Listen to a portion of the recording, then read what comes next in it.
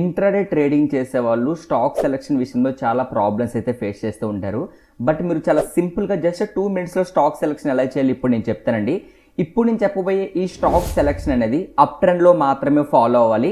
Market up ట్రెండ్లో ఉంది, బుల్లిష్గా ఉందన్నప్పుడు మాత్రమే ఇప్పుడు నేను చెప్పబోయే ఈ ప్రాసెస్ని అయితే ఫాలో అవ్వండి. అండ్ ఫ్రెండ్స్, ఈ ప్రాసెస్ మీకు ఏదైనా కన్ఫ్యూజ్గా అనిపించింది, అర్థం కాలేదు అంటే డెఫినెట్లీ కామెంట్స్లో చెప్పండి. ఇంకొక వీడియో నేను డీటెయిల్డ్గా చేస్తాను. కానీ ప్రతి ఒక్కరూ షార్ట్ని లైక్ చేసి కామెంట్స్లో ఎక్కువ మంది కామెంట్ చేస్తేనే నేను ఫుల్ లెంత్ వీడియో చేయడానికి అయితే ప్రయత్నిస్తాను. ఇక లేట్ చేయకుండా స్టార్ట్ చేద్దాం. ఫ్రెండ్స్, ముందుగా ఈ స్ట్రాటజీ అప్ ట్రెండ్లో మాత్రమే మీరు అప్లై చేయాలి. మార్కెట్ అప్ ట్రెండ్లో ఉందన్నప్పుడు మాత్రమే ఇప్పుడు నేను చెప్పబోయే ఈ స్టాక్ సెలెక్షన్ ప్రాసెస్ అనేది మీరు ఫాలో అవ్వాల్సి ఉంటుంది.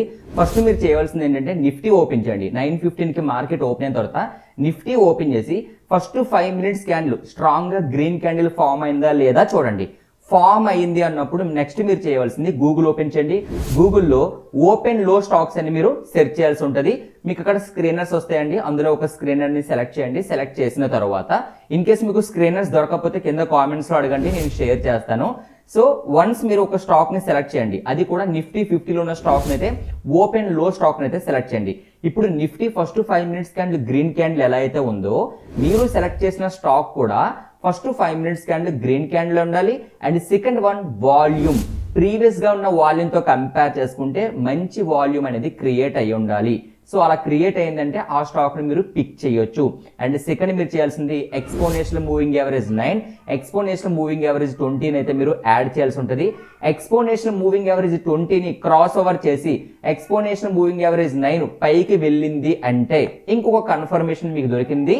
అండ్ ఫైనల్ గా పీవట్ పాయింట్స్. సో మీరు సెలెక్ట్ చేసిన స్టాక్ లో పీవట్ పాయింట్స్ ఇండికేటర్ని అప్లై చేయండి.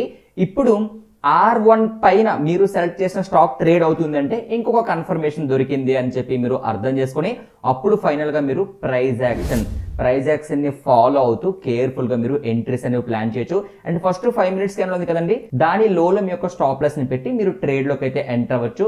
ఫ్రెండ్స్, ఏదేమైనా సరే రిస్క్ రివార్డ్ రెండు కూడా చాలా ఇంపార్టెంట్. రిస్క్ తీసుకుంటేనే మనకి రివార్డ్ వస్తుంది. కాబట్టి ప్రాపర్గా మనీ మేనేజ్మెంట్ ఫాలో అవుతూ మీరు ట్రేడ్స్ అనేవి చేయొచ్చు.